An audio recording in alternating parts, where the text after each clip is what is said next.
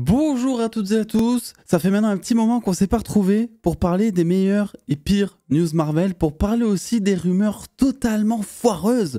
Et on va commencer très vite cette vidéo avec Sam Raimi qui sera en négociation pour réaliser Spider-Man 4, mais pas Spider-Man 4 avec Tobey Maguire, non, Spider-Man 4 avec Tom Holland. Des rumeurs donc qui surviennent juste après celle de Secret Wars, le réalisateur depuis ayant affirmé qu'il n'avait pas encore apparemment parlé à Marvel pour réaliser Secret Wars, mais qu'il serait très chaud apparemment. Et concernant Spider-Man 4, je vais pas vous mentir, mais la source est vraiment pas ultra fiable, elle est même connue pour faire beaucoup de clickbait. Pourquoi j'en parle donc? Parce que déjà je pense que beaucoup vont m'envoyer la news, parce qu'à chaque fois qu'il s'agit d'un truc Spider-Man, vous m'avez bien jugé, vous voyez que j'aime un petit peu le héros, et donc vous m'envoyez à chaque fois tout ce qu'il y a autour de Spider-Man. Donc ça permet déjà de vous dire que voilà, faites très attention à cette information, mais c'est surtout aussi parce que c'est intéressant de voir les perspectives. Imaginons si Sam Raimi réalisait un film Spider-Man 4, d'autant plus que bon, Kevin Feige il s'est mis le réel dans la poche, donc lui offrir une sorte de revanche sur la vie finalement, en mode bon, t'as pas pu réaliser ton Spider-Man 4 parce que t'es parti avant pour différents artistiques à la fin de Spider-Man 3, donc on t'ouvre la porte pour réaliser un autre Spider-Man 4. C'est quelque chose qui, moi je trouve, est assez excitant, d'autant plus que sur le papier, avoir Sam Raimi qui se retrouve à réaliser un film Spider-Man qui pourrait donc nous donner toute l'iconisation et les scènes de balancement qui manquent cruellement, moi je trouve, au Spidey de Tom Holland depuis le début. Avoir un Sam Raimi qui réalise un film Spider-Man qui a pour ambition d'être simple, en mode street level, se battant face à un caïd maire de New York qui utilise tous les moyens nécessaires pour interdire les justiciers, et tout ça aux côtés, qui sait, d'un Daredevil. Est-ce que ça sentirait pas ultra bon tout ça? Alors évidemment, la source est très peu fiable. Il y a un moment en plus, Sam Raimi avait déclaré qu'il préférait vouloir faire un film Spider-Man 4 avec Tobey plutôt que de faire un truc avec Tom Holland.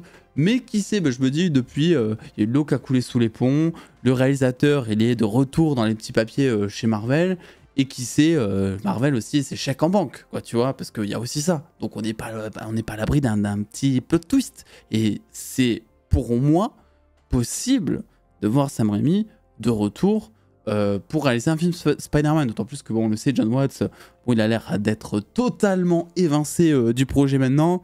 Ils sont à la recherche d'un nouveau réalisateur, ça c'est plus fiable déjà. Daniel Richman nous a encore dit, il y a maintenant 2 jours je crois, qu'ils n'avaient toujours pas trouvé de réalisateur apparemment, mais qu'ils étaient en recherche active. Donc au dernier nouvel John Watts, c'est finito. Mais qui sait, voilà, là, je vous l'offre sous forme de théorie. Sam Raimi pour Spider-Man 4, qu'est-ce qu'on en pense? Moi je pense que sur le papier ça peut être que très bon, mais faites quand même très attention à cette news qui est sortie aujourd'hui et qui pour le coup elle n'est pas fiable. Autre chose, pour un autre retour dans le même univers, c'est Robert Downey Jr. qui, voilà, il y a maintenant quelques jours, j'en ai pas encore parlé, est revenu sur son rôle d'Iron Man et a dit tout bonnement qu'il aimerait bien revenir dans le rôle d'Iron Man. Il a dit que c'était son ADN, il a dit que Kevin Feige, fallait jamais que parier contre Kevin Feige parce que Kevin Feige avait toujours raison. J'ai envie de te dire, pas tout le temps, surtout ces derniers projets concernant le MCU, parce qu'il y a eu quelques plantages hein, quand même, voilà, on va pas se le cacher, et puis il y a eu beaucoup de remises en question, on va aussi en parler plus tard, parce qu'il y a vraiment toute la chaîne de production Marvel qui a changé. Mais autant vous dire que maintenant que l'acteur a dit qu'il était ultra chaud de revenir dans le rôle d'Iron Man, autant vous dire les gars que ça va arriver, autant vous dire que Marvel ils ne cherchent que ça, et qu'ils ne vont surtout pas passer à côté de ce fanservice, justement, parce que pour moi, c'est ça, et c'est un gros fanservice qui pourrait rapporter gros, justement. Robert Downey Jr., donc, qui a dit qu'il reviendra avec plaisir dans le MCU, dans le rôle d'Iron Man, que cela fait partie de son ADN et que ce rôle l'a choisi. Et là, la question c'est sous quelle forme? On a déjà parlé, mais donc il y aurait évidemment le film Armor Wars, il reviendrait peut-être d'ailleurs sous forme d'intelligence artificielle, un peu à la Jarvis, ce qui serait, à mon sens, le plus intéressant, sans trop tomber justement dans la facilité. Et d'ailleurs, c'est très plausible, puisque Armor Wars de base c'était une série, et on se doute que s'ils l'ont transformé en film, c'est parce qu'ils ont vu le potentiel de box-office. Il faut savoir que, je le rappelle, mais si jamais un film ne rapporte pas autant au studio de production s'il sort sur une plateforme de streaming que s'il sort au cinéma, même si c'est sur Disney+ et qu'il y a moins d'intermédiaires, il y a aussi beaucoup moins de public qui voit un film que si c'est au cinéma. Donc si tu mets un film au cinéma, c'est qu'il y a un potentiel soit de gros scénarios majeurs pour le MCU concernant Armor Wars, soit qu'il va y avoir des choses qui vont intéresser le public, et Iron Man de retour dans Armor Wars est une des choses qui ferait que le public se déplacerait, moi je pense, pour aller voir ce film, de la même manière que les rumeurs autour des 3 Spider-Man ou de tous les personnages qui ont été de retour ont généré le milliard du box-office de No Way Home, quoi, tu vois. Peut-être aussi dans Secret Wars sous forme de variants, parce que ça en soi c'est possible, c'est pas non plus trop fan service, on va dire, ça dépend ce qu'ils font du personnage, mais on l'a vu dans Loki, on l'a vu dans plein de projets, il y a des variants qui ont la même tronche que les principaux et inversement. Donc en théorie, tu peux faire revenir Robert Downey Jr. dans le rôle d'Iron Man sans que ce soit le Iron Man qu'on connaît et lui donner du coup un tout autre aspect qui là pourrait être intéressant, mais à voir ce qu'il pourrait faire de ce côté-là. Et à côté, je vais pas vous le cacher, cette déclaration autour de Robert Downey Jr., autant j'adore l'acteur, hein, vous le savez, mais je trouve que elle est pas ouf en vrai. Chris Evans, il y a maintenant quelques temps, avait fait plus ou moins la même déclaration, mais lui c'était beaucoup plus nuancé et il avait dit que il n'était pas du tout à l'opposé de cette idée qu'il aimerait beaucoup revenir dans le rôle de Captain America. Il avait aussi précisé que pour l'instant, pour l'époque actuelle du MCU, c'était pas vraiment le moment, quoi. Il avait l'air de comprendre vraiment dans quelle période du MCU on se trouvait, que ce soit en termes de trame scénaristique ou même en termes d'appréciation du public. Je sais pas s'il a dit ça parce qu'il pensait à sa carrière et parce qu'il sait qu'en ce moment Marvel c'est pas peut-être l'endroit où il faut mettre les pieds parce que chaque film se fait totalement dézinguer et que sur le papier là où avant jouer dans le MCU c'était un énorme tremplin, bah maintenant en vrai t'en entends pas beaucoup parler. Enfin je veux dire par exemple l'actrice qui joue Ironheart dans Black Panther Wakanda Forever, tu vois, si ce film était sorti 10 ans auparavant ou un peu moins, ça lui aurait fait un tremplin, on l'aurait vu partout, on aurait vu des newscastings avec sa tête partout. Là, t'en entends plus parler, par exemple, quoi, tu vois. Donc, je préférais clairement la déclaration de Chris Evans, qui avait l'air d'être beaucoup plus proche de son public. Là où Robert Downey Jr., pour l'instant, il a juste l'air de kiffer sa vie, tu vois. C'est Robert Downey Jr., il est sorti d'Oppenheimer, bref, il a eu l'Oscar aussi, il faut le dire. Donc, il vit sa meilleure vie, il kiffe, et je pense qu'il est juste dans ce mood-là. Et le public actuel du MCU, pour moi, n'est pas dans ce mood-là. Hein. Je pense que beaucoup ont été plus ou moins patients. Il y a eu des très bons projets récemment, faut pas se mentir non plus, hein, faut pas non plus cracher dessus tout le temps à Jeune 4. Gratuitement, ça ne sert à rien. Mais globalement, c'est vrai que bon, ça reste compliqué.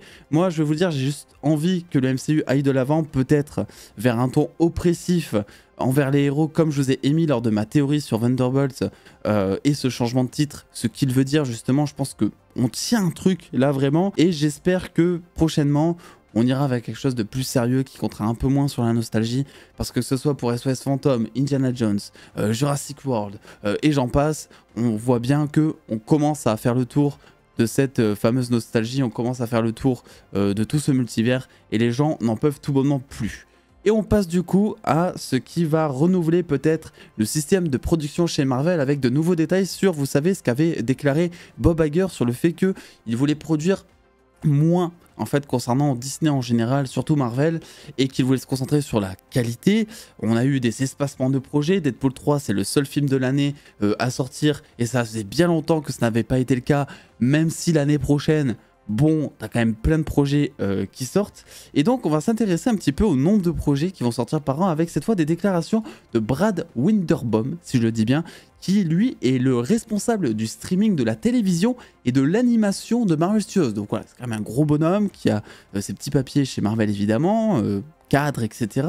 Et qui a dit que maintenant Marvel Studios, ils vont beaucoup plus développer que ce qu'ils ne produiront. Donc sur le papier, ça veut dire que ils vont beaucoup plus réfléchir à des projets. Voilà, s'il faut aujourd'hui, dans les locaux de Marvel Studios, je sais pas, il y a 60 projets qui sont en cours de brainstorming avec des paperboards et des tableaux de partout, avec des équipes qui bossent sur des scénarios, alors que avec ce qui a été annoncé, on a quoi? On a une dizaine de projets qui est officiellement confirmé, un truc comme ça. Mais c'est dans cette optique-là, justement, et je trouve que justement c'est ce qu'il faut, puisque avant tous les projets, eh bien, tous les projets développés par le studio, ou presque, avec des histoires qui ont été conçues, un scénario qui était prêt, eh bien, ils étaient filmés, montés, diffusés, et c'est ce qui a causé notamment beaucoup de soucis, n'est-ce pas?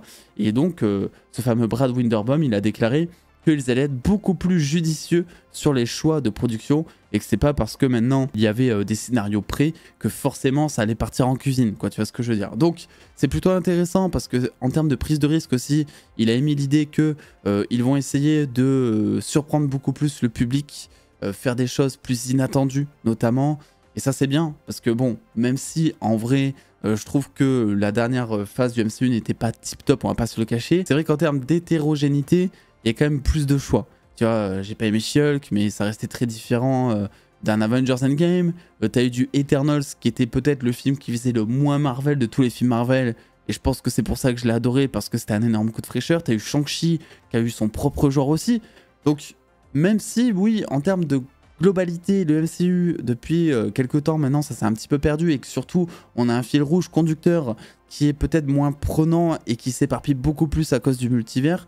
Je trouve que le truc de, voilà, on veut créer des surprises, on veut faire des choix différents, on veut faire des projets innovants, ça se ressent, en tout cas ça commence à se ressentir, et j'espère qu'ils vont continuer dans ce sens, tout en arrivant à conserver un fil rouge, et surtout en ayant une qualité digne de ce nom, parce que c'est surtout pour ça que beaucoup se sont lassés en fait de Marvel, et parce qu'ils n'ont pas été surpris. Et donc on passe maintenant à une petite parenthèse Deadpool 3, parce qu'on est obligé de parler de Deadpool 3, parce que Deadpool 3 arrive très bientôt. On en a parlé lors du CinemaCon, parce qu'il y a eu des extraits du CinemaCon qui ont été diffusés. Vous avez toute une vidéo qui est dédiée sur la chaîne, qui est sortie il y a 3 jours, si ça vous intéresse, pour dévoiler un petit peu ce qui a été montré au CinemaCon et la description de tous les extraits qui se sont déroulés là-bas et que nous, on n'a pas encore eu, même si il y a certaines rumeurs qui visent à dire que les extraits dévoilés au CinemaCon seraient peut-être diffusés dans les salles de cinéma avant les bandes annonces. J'y crois assez moyen, pour être honnête, mais à surveiller si jamais vous allez au cinéma prochainement. Et on devrait aussi susceptiblement avoir un trailer, une prochaine bande-annonce de Deadpool 3 courant mai, je pense. Donc à surveiller, on en parlera sur la chaîne. Mais en attendant, eh bien, on a eu de nouvelles images de Deadpool ou 3, Deadpool and Wolverine. Shawn Levy, donc le réalisateur, qui est revenu sur cette appellation, parce qu'on appelle tous ce film Deadpool 3, mais il a bien dit que non, c'est pas un film Deadpool 3, que c'est Deadpool and Wolverine, et que c'est toute la consistance du film, ça a toute son importance, et qu'en fait, de ce qu'il a dit, Wolverine, ce sera pas juste le personnage secondaire, ce sera pas juste un caméo, ce sera vraiment un personnage qui sera aussi principal que Deadpool dans ce film, et qui sera là du début à la fin, ou presque, parce qu'il faut évidemment le temps d'introduire Wolverine à l'histoire de Deadpool et dans le lore de Deadpool. Et en parlant du petit Wolvie, eh bien voilà, ça y est, on a eu des fanarts et du merchandising qui a été dévoilé aussi lors du CinemaCon. Vous voyez à gauche donc des variants de Deadpool qui seront très certainement susceptibles d'apparaître dans le film. On a Headpool, on a Dogpool, on a Kidpool et on a Deadpool en son centre. Une petite couverture à droite avec l'amour inconditionnel de Wolverine et Deadpool. Je pense que voilà, ce duo va être incroyable. Et enfin, on a eu évidemment un premier aperçu, bon, sous forme de concept art, si on peut, c'est de l'art, hein, c'est pas des photos du vrai costume, etc. Même si évidemment c'est reproduit au millimètre près par rapport au live action, mais ça, ce sont des concept art officiels donc autour de Deadpool 3. À droite, vous avez du merchandising qui a été fait lors du CinemaCon, où il y avait donc un partenariat avec Coca-Cola et avec donc pour fêter la venue du film Deadpool and Wolverine, eh bien des gobelets à l'effigie du film, et donc on voit Hugh Jackman en costume et surtout avec le masque et les yeux blancs, ça en jette de ouf, je sais pas ce que vous en pensez. Et à gauche, forcément aussi un concept art officiel tout bonnement où on voit évidemment le masque jaune. Alors beaucoup se sont excités après ces news, après ces images quand elles ont été dévoilées.